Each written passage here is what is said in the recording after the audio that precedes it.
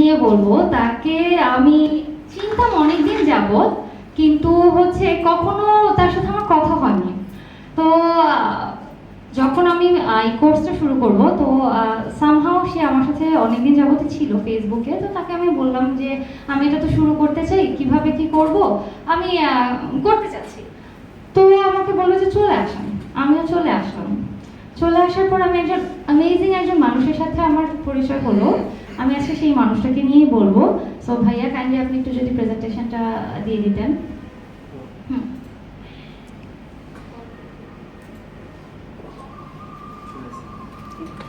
সে আমারই মতো একজন শাহরুখ ফ্যান।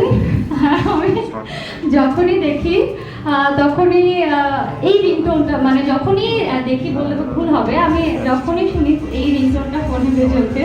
ইনফ্যাক্ট এখানেও একটা কমন ফ্যাক্ট, আমার ফোনের রিংটোনও এটা, যেটা শুনে আমি মাঝে মাঝে ভয় পাই, কিছু করার নেই। এই মানুষটাকে নিয়ে আমি শুধুমাত্র আমাদের ক্লাসে না, আমি ক্লাসের বাহিরেও অনেক শুনছি। তো এনে গেছে, who is he? Rocky sir. Rocky sir, of course, he is our mentor, Rocky sir. Please, a very big round of applause for sir.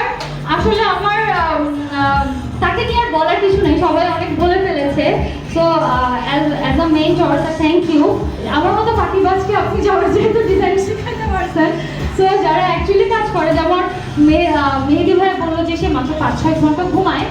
তো সেহেতু বলা যায় সে অ্যাকচুয়ালি তার মধ্যে এই যে